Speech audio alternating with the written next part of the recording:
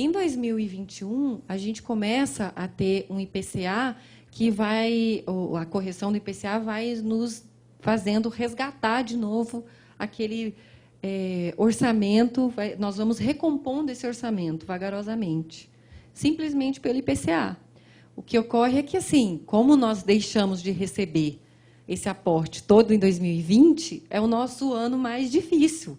Porque se a gente, assim, se você administra o tribunal em 2020, o que vier a partir dali é lucro, né? E nós vamos começar a crescer de novo alguma coisa no custeio que nós não conseguíamos. Por que o aporte foi só para 3 anos? O governo imaginava que o IPCA fosse ficar num percentual alto a ponto de conseguir suprir esse aporte que ele estava nos dando, que ele nos ofereceu durante 3 anos, mas o IPCA não conseguiu, né? O que, enfim, às vezes a gente torce como cidadãos, a gente torce para que os juros fiquem menores, né? A gente tenha mais acesso à compra, tenha juros mais acessíveis. Mas, como instituição, hoje, eu comemoro quando o IPCA sobe. Vocês virem principalmente nessa época, para vocês virem a que ponto que a gente chegou. Por exemplo, a greve dos caminhoneiros foi ótima para a Justiça do Trabalho. Excelente! Estavam esses dias comentando, pode ser que tenha uma nova greve, eu não posso fazer isso. Eu não posso torcer a favor, mas que dava uma vontade de torcer, porque daí, com isso, o IPCA ia subir muito e a gente conseguia ter um poder econômico maior, né, na nossa proposta do ano que vem. É triste a gente falar isso, com certeza, mas é a nossa realidade, né? A gente está tendo que contar assim, com as migalhas mesmo. E há poucos dias atrás, eu e Kátia estivemos lá no CNJ, porque fomos chamados para uma reunião com todas as áreas orçamentárias de todos os poderes, né, de todos os ramos do Poder Judiciário, aliás. E lá a gente viu que, gente, nós estamos muito bem, nós estamos caminhando super bem. Não sei se porque nós sentimos o baque muito antes dos outros ramos, mas a gente vem numa preparação, num cuidado, num alinhamento, todos os tribunais controladinhos, assim, que é uma coisa que a gente não viu em alguns dos outros ramos. Que realmente a gente viu assim, que agora eles estavam preocupando com a folha de pessoal, com algumas questões que a gente falou, mas como assim? Vocês não estavam estudando essa situação? Quer dizer, ela está posta há 3 anos, né? E o que a gente fez foi ir trabalhando paulatinamente. Então, em 2017, a gente já cortou para os tribunais, mas aí a gente colocou em investimentos, porque daí eu dei o aporte para aqueles que precisavam concluir obras. E em 2018, do mesmo jeito. Nesse ano, a gente está com uma margem de manobra menor, mas ainda assim muito boa, porque a gente está com mais ou menos 450 milhões de reais em investimentos, que é bastante significativo. Mas aí, para 2020, realmente, a gente vai administrar. 2020 não é ano de inventar nada. É ano de gerir a máquina. E, se tiver que fazer algo, que a gente olhe para dentro, para os nossos procedimentos, para rever se o que a gente está fazendo realmente é da melhor forma possível, né? Mas, enfim, avançando. Sim, com relação a essa questão também do cenário orçamentário, do cenário que a gente vive, a gente tem também, no ano de 2018, o primeiro ano em que funcionou o Centro de Educação Corporativa da Justiça do Trabalho. O que é esse centro? É uma escola que está lá no âmbito do CSJT e cuja intenção é oferecer formação para as áreas administrativas dos tribunais. A gente sabe que, na hora de eleger, de separar, de dividir a questão do investimento aí orçamentário nos cursos, muitas vezes tem mesmo que se prestigiar a área fim, porque é para o que nós existimos, né? Para a prestação jurisdicional, mas a gente veio percebendo também, como Conselho Superior, que a área administrativa precisava de mais investimentos na formação, e isso em todas as suas mais diversas nuances, né? Por isso que eu falei aqui, o pessoal que falou que era da gestão documental, muito bom. formando conciliadores, que é um curso que está agora acontecendo lá, que a gente gravou, é online, boa parte dos cursos serão à distância, então vocês podem se inscrever daqui do tribunal, participar, enfim. Tem na área de gestão documental, gestão estratégica, gestão orçamentária, formação de líderes. Na TI, nós temos alguns, a gente vê com os tribunais, a gente colhe primeiro as informações, o que os tribunais acham que está precisando de mais formação, né? Na área de riscos, que o TCU tem nos cobrado insistentemente, vocês devem saber, né? Gestão de riscos, que é outra coisa que nós estamos estudando internamente lá para normatizar também na Justiça do Trabalho. A parte de auditoria, né? Cada vez mais auditoria sobre a governança, como é que os tribunais estão se preparando. Cada vez mais a gente fala de planejamento, né? De gestão, de fato, e não do enfrentamento da briga do dia a dia só, mas o que a gente está pensando para a instituição para daqui 2 anos, para daqui 3 anos, enfim, qual é o nosso planejamento de longo prazo, né? E também temos tratado lá no âmbito do Conselho do Concurso Nacional da Magistratura, que estava na Enamate, que foi repassado para o Conselho Superior, bem como das remoções dos magistrados, que a gente administra o cadastro único de remoção. Aqui eu já passo para a área de controle, em que fizemos a revisão da Resolução 70, esse ano, criando o Plano Nacional de Obras da Justiça do Trabalho. A Resolução 70 é lá de 2010, mas o que a gente percebia é que os tribunais vinham trabalhando a questão de obras e aquisições de uma forma bastante individual. Então, por exemplo, hoje eu tinha um gestor no tribunal que ele decidia que a melhor coisa naquele momento era adquirir o prédio X para alocar tal vara. No ano seguinte, assume uma nova administração, já diz, não, essa vara aí, X, já não me interessa, não estou mais com foco nisso aí, agora eu quero, na verdade, reformar aquele outro prédio ali. Então, a gente tem trabalhado muito a questão de que, primeiro, precisa ser aprovado pelo Conselho, precisa entrar no Plano Nacional de Obras do Conselho, e precisa, mais do que isso, precisa que o tribunal, no seu pleno, se posicione sobre se aquilo ali realmente é o que ele deseja para a instituição, para que a gente, cada vez mais, tire as decisões administrativas do âmbito de pessoas e passe para a organização, né?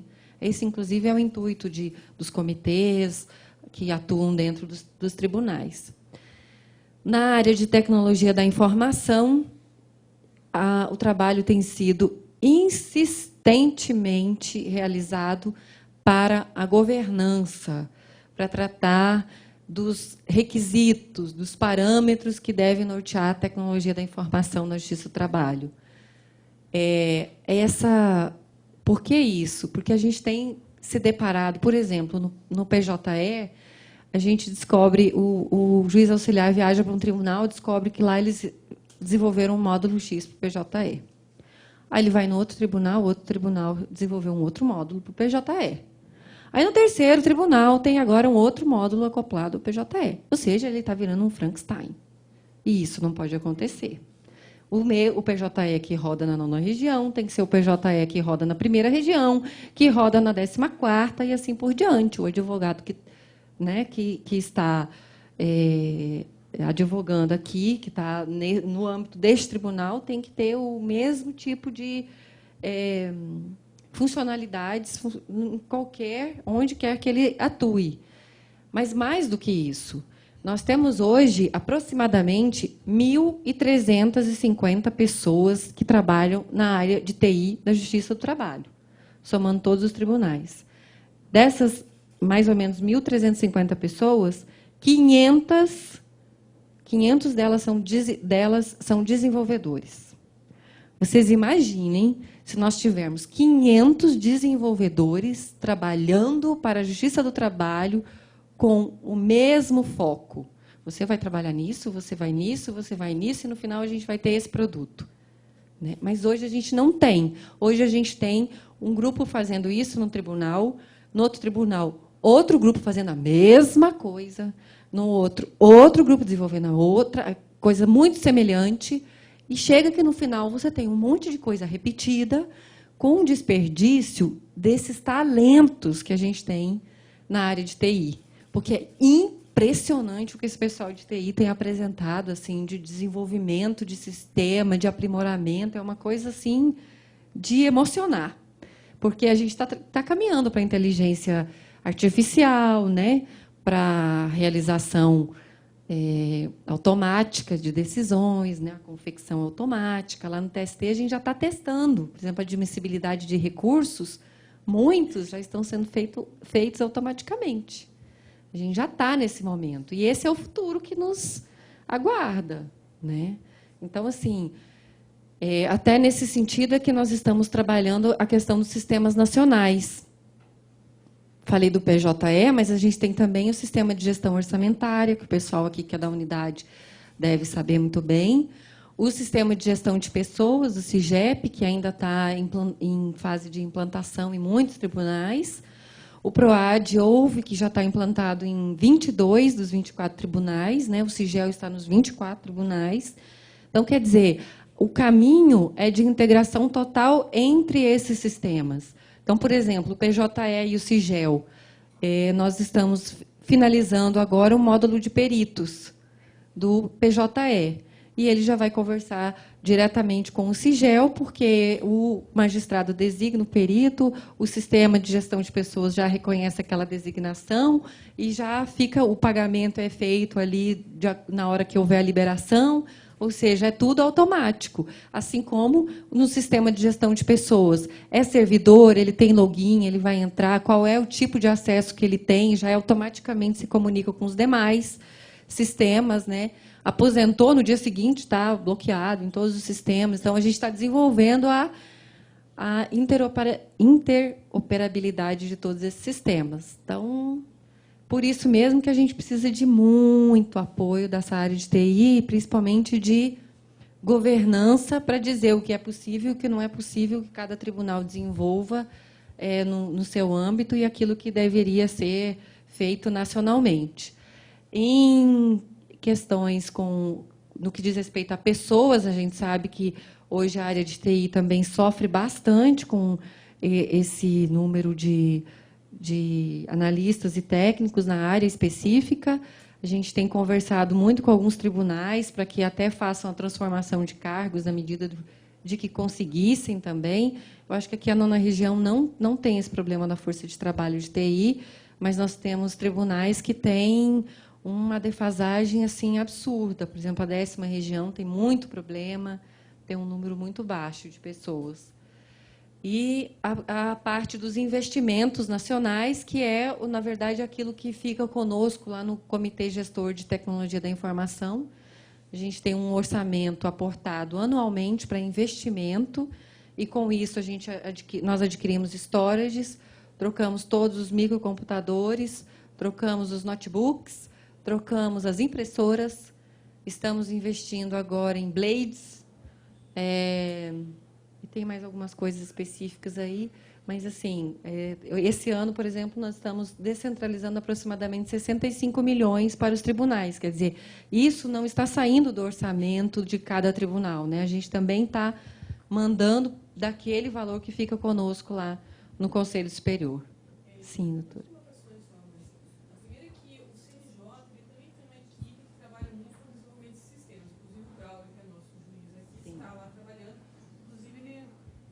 Ele já me disse que há uma atualização no PJE que vai mudar significativamente a assinatura, a forma de assinatura, sim, e que isso tem um impacto orçamentário bastante interessante por conta do custo do token, né? E aqui a outra colocação que eu faço, beirando a reclamação com todas as vênias, você sabe que os nossos notebooks são de qualidade duvidosa com todas as vênias. Eu tenho tido muitas reclamações de colegas sobre esse equipamento, e ele e não é só da nossa região, mas de outras, porque eu tenho contato com todas as regiões, obviamente. Como que é feita a decisão de compra desse tipo de equipamento de uso pessoal? Uhum. Quanto é comprado para cada tribunal? Uhum. E se não há possibilidade de uma consulta antes para magistrados que querem ou não esse equipamento, se isso não poderia representar uma economia? Olha só, doutora Camila, nós não compramos absolutamente nada que não tenha sido pedido pelo tribunal. Então, por exemplo, para vocês terem recebido, os magistrados terem recebido o computador aqui, essa demanda foi encaminhada para nós, o número, e com enfim, o valor correspondente. E aí nós descentralizamos esse valor para aquisição aqui no âmbito do tribunal. Como que nós fazemos essas compras nacionais?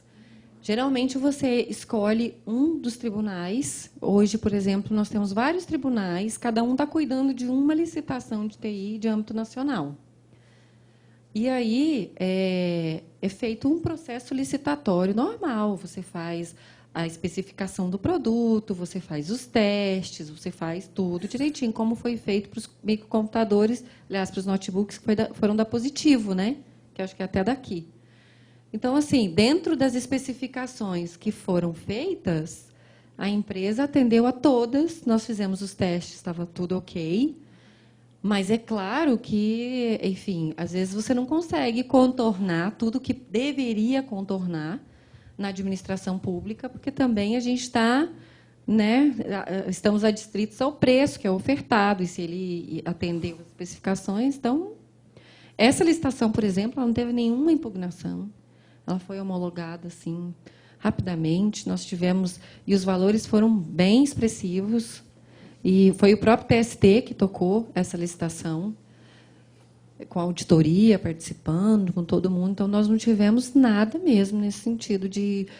Acontece que, de uns 2 meses para cá, a gente tem recebido mesmo esse relato que a senhora apresenta aqui, de que... E o senhor também, né, doutora Aramis? Porque o que acontece é que, realmente, a gente tem recebido essa notícia de que os computadores não estão atendendo.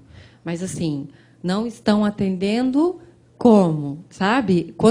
Se as pessoas precisam também encaminhar para nós exatamente qual é o problema que está evidenciando, porque, eventualmente, eu posso chamar a empresa e dizer que o produto não está atendendo, ou, eventualmente, eu posso até me preparar para que, numa próxima licitação, isso não aconteça. Hoje, a gente só tem recebido o ruído de que não está atendendo, mas, assim... Em que sentido não está atendendo? Porque a administração precisa se louvar em fatos para poder, eventualmente, lá na frente, né, bloquear a participação com uma especificação troca, né? Pois é.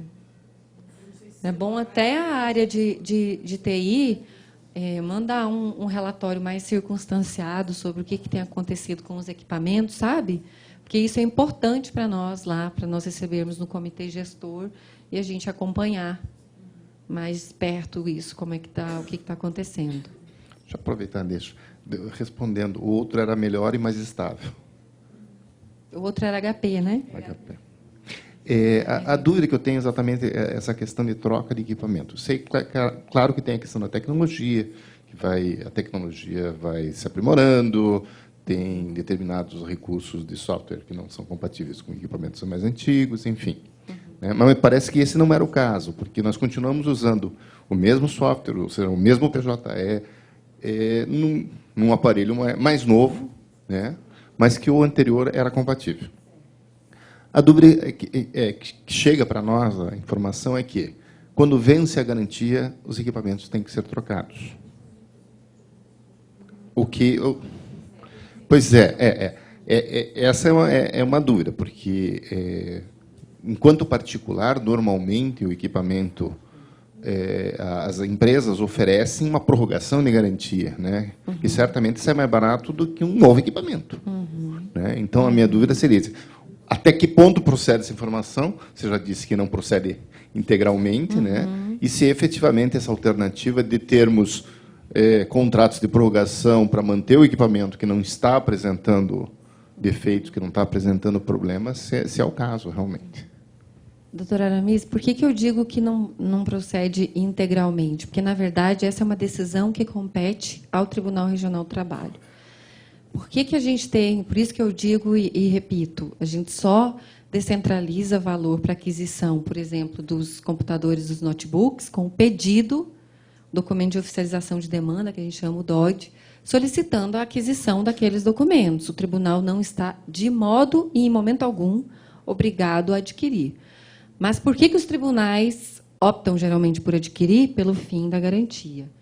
E aí, como nós conseguimos descentralizar para aquisição, mas nós não temos condições de descentralizar a partir do ano que vem para manutenção dessas garantias. Então, optou-se por trocar os equipamentos para que nos piores anos nossos, que seriam os próximos, né, a gente tenha equipamentos em garantia.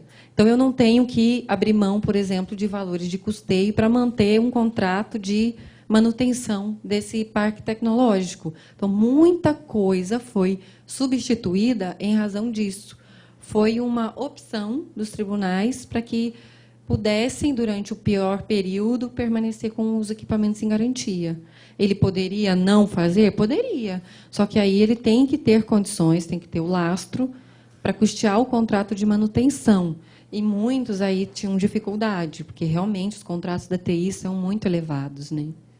Então, por isso.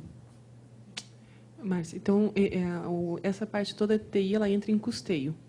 Sim. Essa é mas o orçamento... Depende, uma parte é investimento, né? O caso dos notebooks é custeio ou investimento? Só para... Investimento. É investimento. É. Então, 2020 não teria nada, Não. 2021 provavelmente seria mínimo. Assim. É porque o que acontece? A partir do momento que você adquiriu e que está na garantia, aí você não pode trocar. Sim. Entendeu? Eu acho que a garantia é 2 ou 3 anos. Geralmente são 3, só que esse aí... Eu não tenho certeza, mas me parece que esses últimos equipamentos foram adquiridos, inclusive, com garantia maior, que a gente colocou como cláusula para exatamente dar uma folga. Mas daí, o orçamento, ele é o orçamento do tribunal. Então, vamos pensar, se o nosso tribunal comprou aqui 200 notebooks, saiu do orçamento de custeio do tribunal. Não. Esse orçamento é CSJT? Esse orçamento é CSJT. Ele pode comprar do orçamento dele? Pode, mas geralmente os tribunais já têm uma programação, ele já tem que fazer uma substituição X de equipamentos e tal, ele se programa num outro sentido. Como nós temos essa ação nacional, que é exatamente para investimento, né, e tal, então, e como a gente faz as licitações nacionais, conseguimos preços melhores do que se um tribunal fizesse, aí eles demandam, né? Desculpe, esse é um assunto que tem demandado muito das associações. Se o magistrado não quiser pegar o novo notebook, que consequência orçamentária isso tem para o tribunal? O tribunal deveria ter consultado os magistrados se eles queriam trocar o notebook. O que me parece é que o tribunal não consultou exatamente porque ele não queria ter o contrato de manutenção. Aí, se o notebook quebra, o magistrado não vai ter o conserto, né? Uhum. Mas... ele solicita lá para a gente como que ele vai tratar isso internamente, é uma questão... A distribuição, se ele vai, se ele não vai, se ele vai distribuir para todos, se ele vai distribuir só para metade, é de ordem interna de cada tribunal. E esses notebooks antigos, eles vão para o CSJT ou o próprio tribunal define a destinação? Não, o tribunal define a destinação porque está incorporado ao patrimônio do tribunal. Tá? No caso, a aquisição dos notebooks, eles estão enquadrados como investimento, mas a manutenção é como custeio. Exatamente. Daí o custeio, os contratos de custeio sai da verba do tribunal propriamente. Né? Sim, sim. Então, por exemplo, a gente tinha a manutenção do PJE. A manutenção do PJE, todos os anos, o Conselho Superior da Justiça do Trabalho descentralizava o recurso para os contratos continuados de manutenção do PJE. Desde 2018, isso não acontece mais. Por que não? Que a gente já colocou na proposta orçamentária de cada tribunal aqueles valores referentes à manutenção do PJE. Então, hoje, de fato, lá no Conselho Superior, a gente só trabalha com essa descentralização para o investimento mesmo, não para aquela despesa continuada de manutenção. Sim, eu não tenho ideia de como está a minha hora. Não, ainda tem mais um tempinho. A parte de controle ainda, relações interinstitucionais. Aqui, na verdade, é como que nós estamos, né, nos relacionando no âmbito de CNJ, TCU, com os demais ramos do Poder Judiciário, com o Executivo, com o Legislativo. E hoje, especialmente nessa administração, o CNJ tem Estado extremamente dinâmico, né? Ele mudou muito o perfil. Durante a administração da ministra Carmen Lúcia, o CNJ estava mais... A impressão que a gente tinha é que a ministra estava mais focada naquele momento no STF, né? E agora com... agora não, enfim, desde que o ministro Toffoli tomou posse, o CNJ está a todo vapor. E, com isso, demanda muito também o Conselho Superior da Justiça do Trabalho, né? Porque nós temos, assim, pelo menos a cada dia, 2 ou 3 informações para prestar para o CNJ. É muito grupo de trabalho, é muito estudo acontecendo, enfim. Então, uma atuação que nos demanda bastante. No TCU, os acórdãos, o TCU tem sido bastante enfático com relação à governança da Justiça do Trabalho e suscitado do CSJT que parametrize a Justiça do Trabalho. Então, por exemplo, o Sistema de Gestão de Pessoas é uma resposta à determinação do TCU de que nós parametrizássemos a gestão de pessoas da Justiça do Trabalho. Porque, quando foi feita aquela auditoria dos passivos, em que se identificou uma diferença bastante substancial, naquele momento, o que se viu é que cada Tribunal Regional do Trabalho tratava o mesmo pagamento, às vezes, de forma diversa. Então, o que nós estamos tentando e trabalhando é para que um servidor da Justiça do Trabalho da 9ª região e um servidor da Justiça do Trabalho da, enfim, 22ª região tenham exatamente o mesmo tratamento, recebam uma parcela da mesma forma, e isso não acontecia. E ainda há muitas distorções que a gente está corrigindo, né? No âmbito do próprio Poder Judiciário, a gente tem agora 2 grupos de trabalho muito atuantes, que é o grupo dos assessores parlamentares, das ASPARs, e o grupo do orçamento, do qual a Kátia, inclusive, faz parte, que é a reunião, o encontro de todos os ramos do Poder Judiciário para discutir tanto a parte legislativa da defesa do judiciário, quanto a parte orçamentária, e também buscando cada vez mais assim atuar conjuntamente, porque também tem isso. Às vezes a gente está lá no Congresso trabalhando uma matéria e a Justiça Federal está caminhando por fora lá. E na nossa proposta orçamentária agora de 2020, por pouco a Justiça Federal não passava a perna em mais 50 milhões, né, gente? Então, assim, a gente trabalha de olho, né, no externo, mas ainda tem que contar com o fogo amigo, né? Porque ele fala, todo cuidado é pouco. No âmbito do Executivo, nossa relação é intensivíssima com o Ministério da Economia, agora, né, que congregou o Ministério do Planejamento e da Fazenda. Diária, nossa relação é diária lá com eles, nós dependemos diuturnamente do Ministério da Economia, né? Documento vai, documento vem, e todos os sistemas sendo operados, enfim. No Ministério da Justiça, porque todas as aposentadorias dos desembargadores passam pelo CSJT, vão ao Ministério da Justiça, para, ao fim, ir ao presidente da República. As listas tríplices também passam pelo CSJT, que encaminha. Então, a gente faz a verificação dos requisitos, todos encaminhamos lá para o Ministério da Justiça. E legislativo, por óbvio, né, Senado e Câmara dos Deputados, que a gente tem relacionamento contínuo mesmo. Todos os dias, os meninos trabalham lá até altas horas da noite, às vezes 2 da manhã, naquelas sessões que passam, que eles ficaram até 3 da manhã, o pessoal está sempre lá dentro. Aqui eu já comentei com vocês da padronização das ações administrativas, né, por meio de resoluções, a questão da gestão de riscos, que o TCU está nos cobrando muito, até porque a gente cada vez mais tem que pensar mesmo, cada decisão que a gente toma no âmbito administrativo, que riscos estão envolvidos, qual vai ser o resultado daquilo, né? Como que a gente projeta isso para daqui a vários anos. Há poucos dias, o ministro Augusto Nardes, do TCU, esteve conosco lá no CSJT, no Coleprecor, na verdade, e aí ele dizia assim, as instituições não estão acostumadas a trabalhar com riscos. E aí ele perguntou, a Justiça do Trabalho tem levado em consideração isso e tal? E aí todo mundo ficou meio calado, assim, porque os tribunais estão tudo meio engatinhando, né, nesse sentido. Aí ele disse assim, trabalhar com riscos é, por exemplo, pensar o que seria, de todos aqui, se daqui 2 anos passasse, no apagar das luzes, uma proposta que extinguisse a justiça do trabalho. Isso é trabalhar com riscos. Só que você tem que trabalhar com riscos e você tem que considerar as hipóteses mais estapafúrdias. E se acontecer isso, né?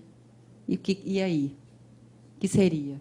Então, assim, a gente tem pensado nesse tipo de coisa, sabe? A gente tem pensado. E se amanhã ou depois, ou sei lá, passa uma emenda constitucional que reduz o número de tribunais? Na região sul só vai ter um tribunal. A gente tem trabalhado com essas hipóteses. Percebem? Elas podem ser... hoje, aqui, nós sentados nesse auditório, a gente poderia dizer, que absurdo um negócio desse. Que é isso? A gente ia mover o mundo, fazer greve, botar a boca no mundo, e não sei o quê, papapá. Mas isso não é gestão de riscos, né? E a gente tem que pensar nisso. Quer dizer, todas as hipóteses têm que estar na mesa na hora de você pensar a administração, até aquelas que você cogita e reza para que realmente nunca aconteçam, mas que elas têm que ser consideradas, tem. Aqui entra a parte específica de orçamento. E eu acho, olha, eu fiz aqui, falei da estrutura e tal. Eu acho que tudo isso você vai falar, né, Kátia? Eu vou avançar só um pouquinho, depois eu deixo para você entrar na parte mais específica, né? O que a gente tem que levar em consideração quando você fala de orçamento? A iniciativa é do Poder Executivo e a aprovação é do Poder Legislativo.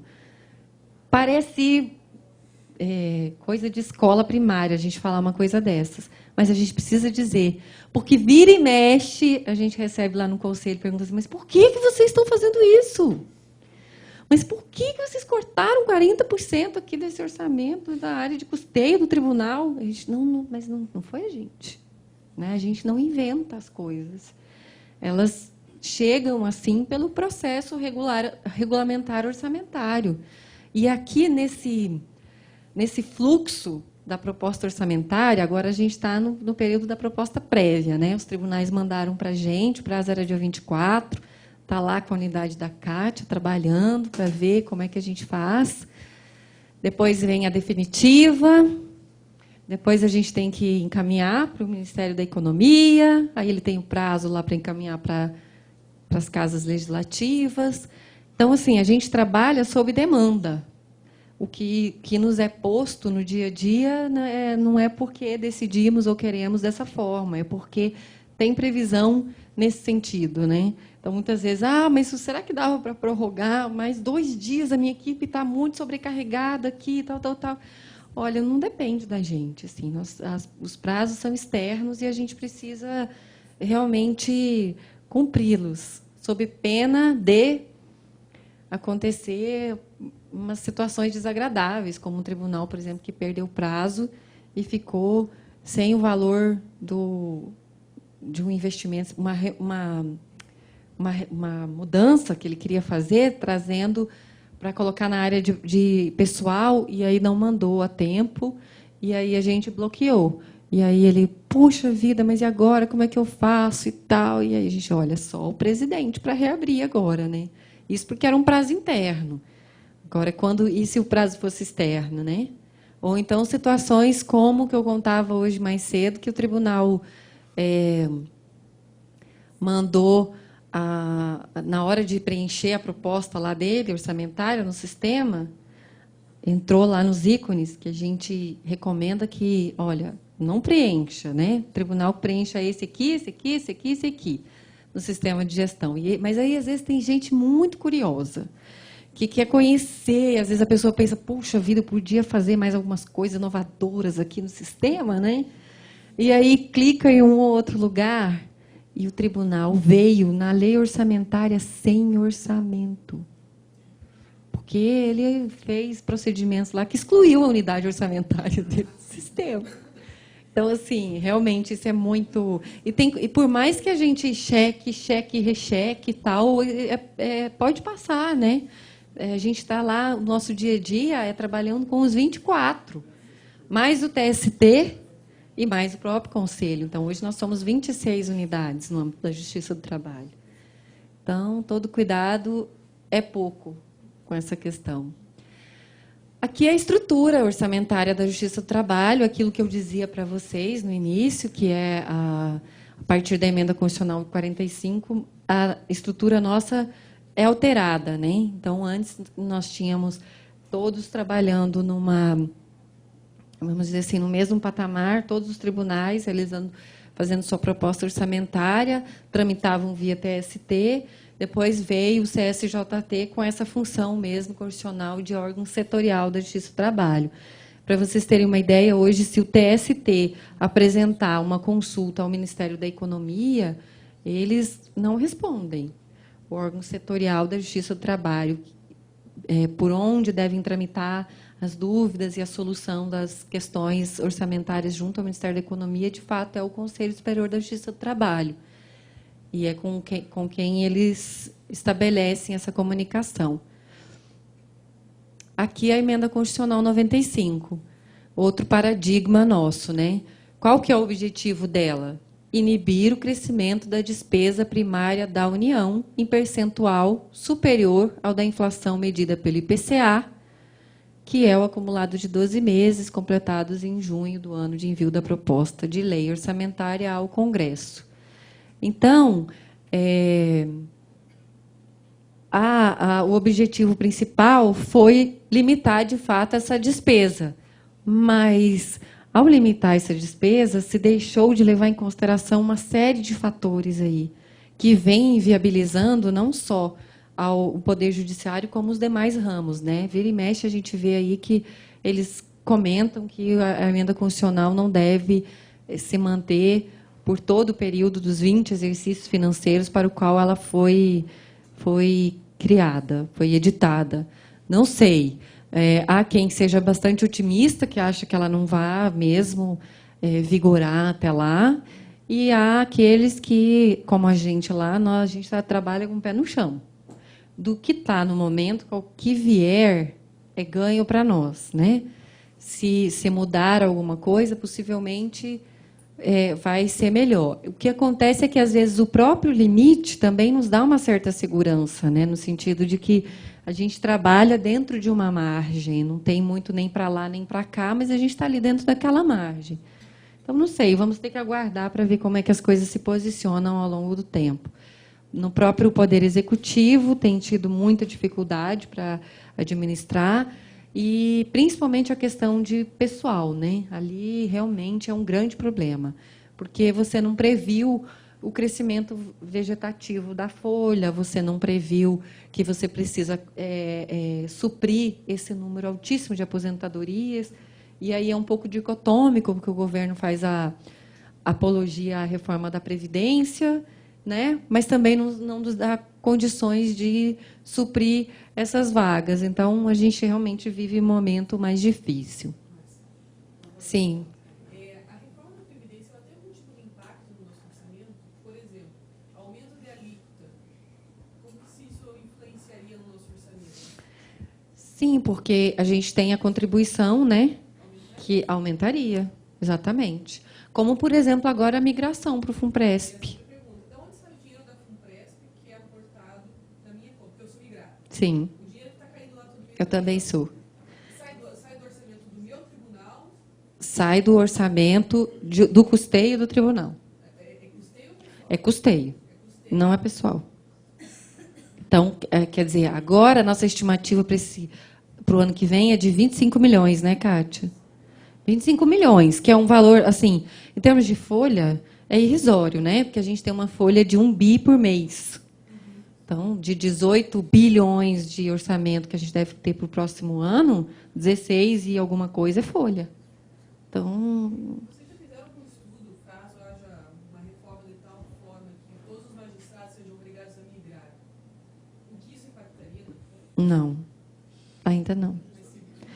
Gestão de risco. Mas como a gente ainda está implantando... E sabe o que acontece, doutora Anamisa? A gente está com medo. No momento, a gente está querendo empurrar assim por debaixo do tapete. E a gente vocês viram aí a projeção da folha? Se acontecer qualquer coisa diferente ali, nós estamos em dificuldade, né? Então, assim, por exemplo, esse ano, agora, nós tivemos 123 milhões de contingenciamento até agora. 115 milhões no primeiro período e 8 milhões recentemente. Que nós contingenciamos no auxílio moradia, que a gente achou mais seguro contingenciar no auxílio moradia. A Justiça Federal, por exemplo, apresentou proposta de lei para remanejar o auxílio moradia para uma outra ação. Agora, o que está acontecendo? O povo do Congresso está a 1000 por hora dizendo que vai cortar deles, que não vai remanejar coisa nenhuma, vai tirar. Por quê? Porque você tem que ter estratégia. Não pode chamar atenção para uma rubrica que ninguém no Congresso tem bons olhos, aí você pede para remanejar. Você fala, mas o auxílio moradia foi até extinto já.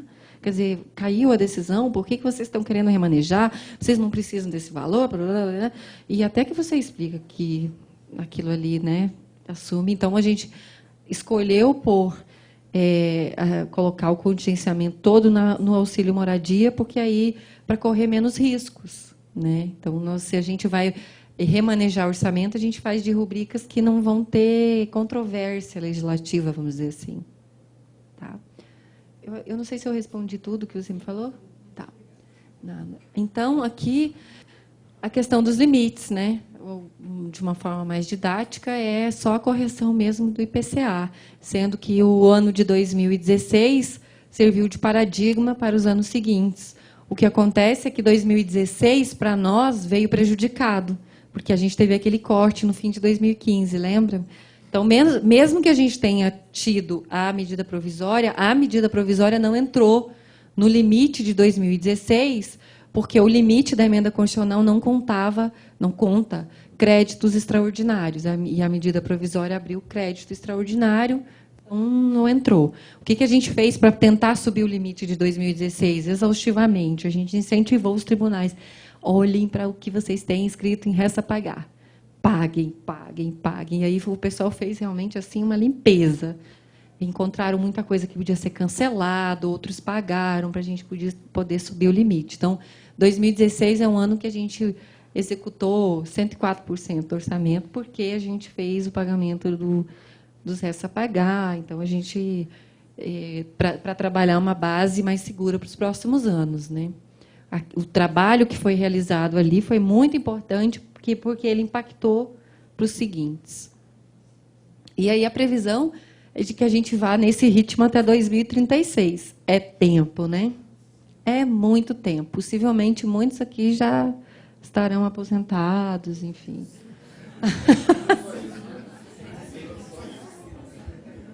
Não, só aposentadoria, doutora Anis, pelo amor de Deus.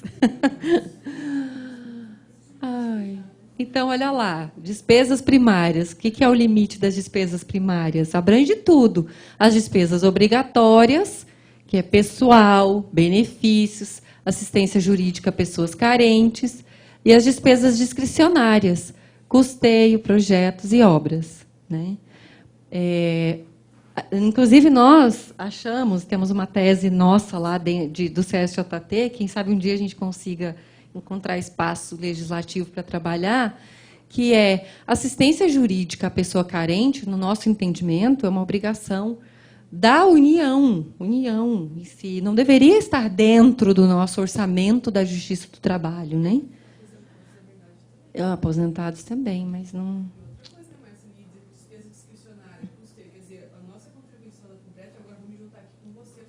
Sim. Sim.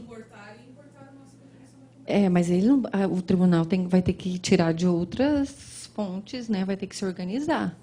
Porque não tem jeito, é um débito, senão você gera um passivo para a União, né? E aí é complicado isso aí.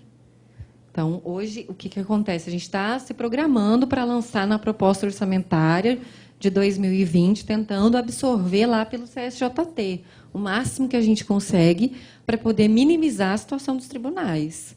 Porque a gente faz muito isso, assim, às vezes vem o contingenciamento, a gente tem alguma condição de absorver, a gente absorve. Nós só repassamos em última hipótese para os tribunais, porque a gente já sabe que os tribunais já estão trabalhando, né, no seu limite também.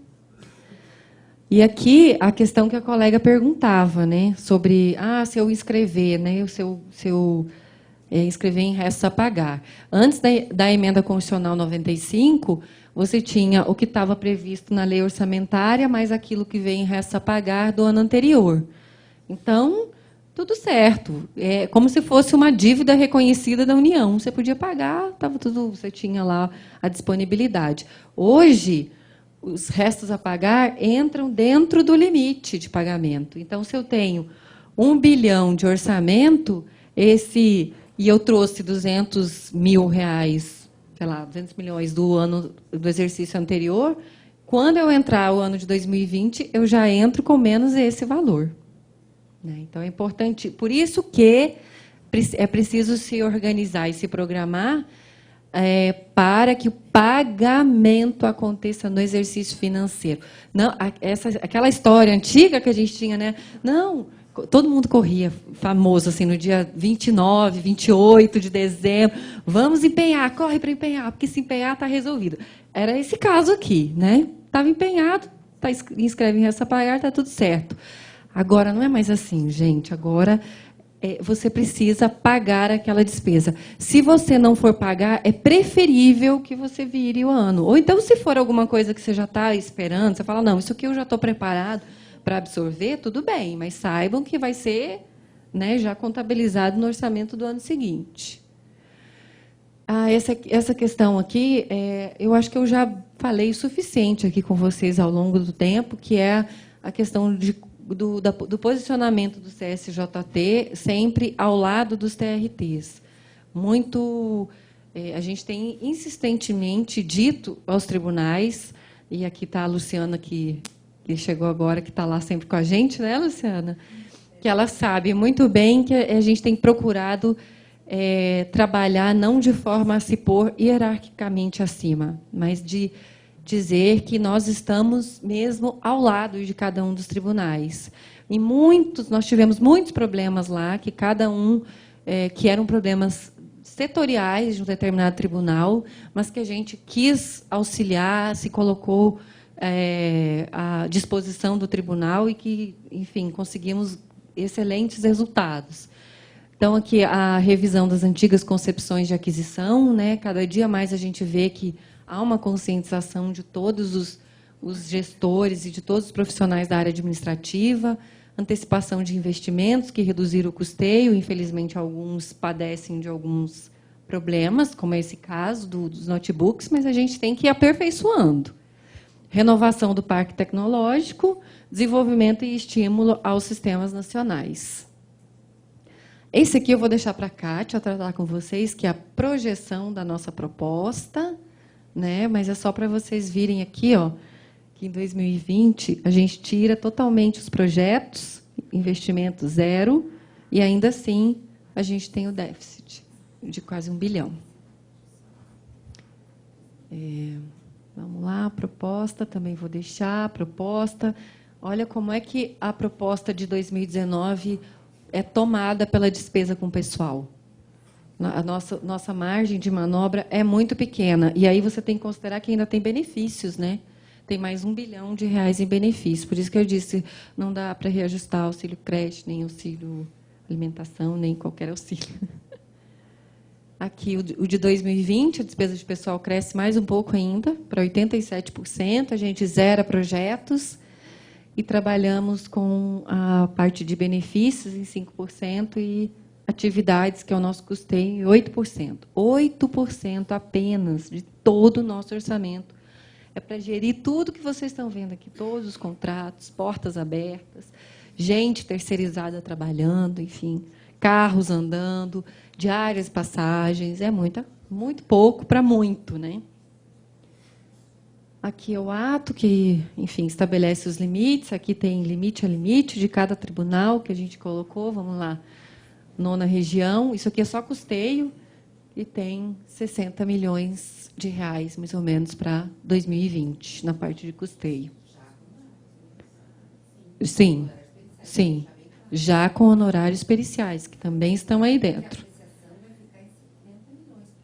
50 milhões. Bom, aí esse número interno é teu.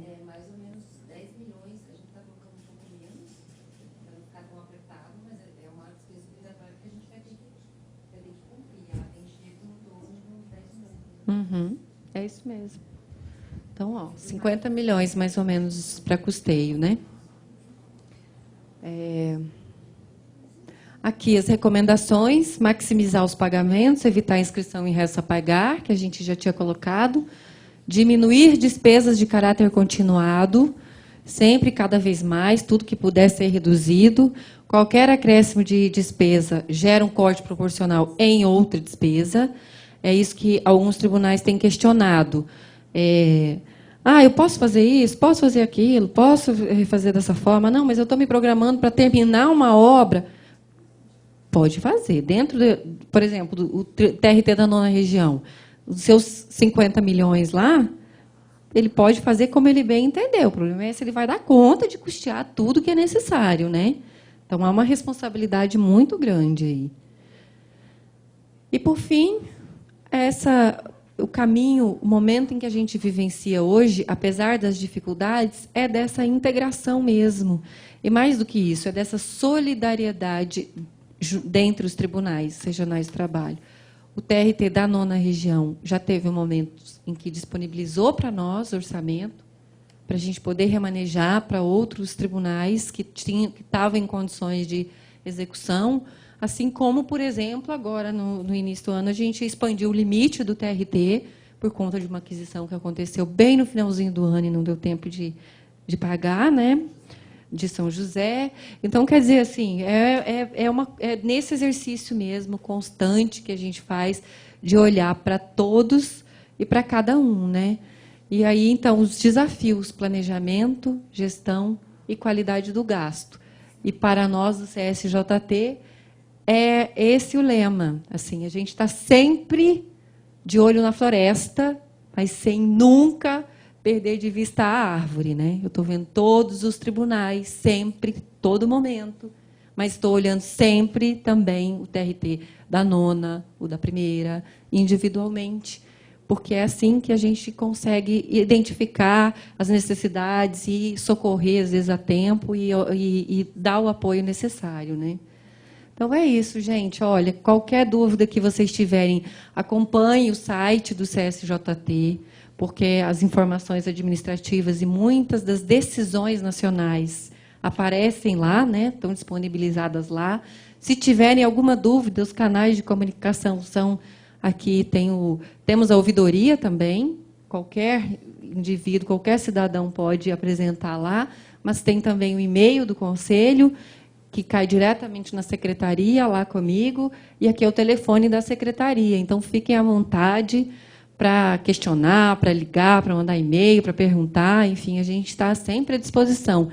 A nossa função é exatamente essa, é dar transparência, é estar junto com todos vocês, porque quem sabe de verdade do que é o dia a dia da Justiça do Trabalho é cada um de vocês que está aqui na ponta, porque estar aqui na ponta, fazendo acontecer as coisas, é que é a parte, de fato, mais difícil, né? A gente tenta lá nos situar realmente para atender a todas as necessidades, mas quem dá para nós o relato de se isso está dando resultado, ou se não está, ou se a gente precisa melhorar, são vocês. Então, eu convido vocês a participar aí também, tá bom? Muito obrigada.